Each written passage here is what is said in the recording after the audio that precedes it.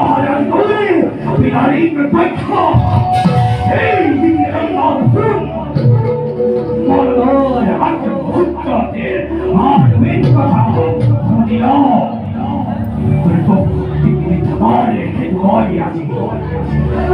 ভক্তিকে নিধার হেতুয়াই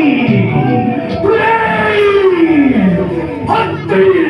হত্যাকারী দেবা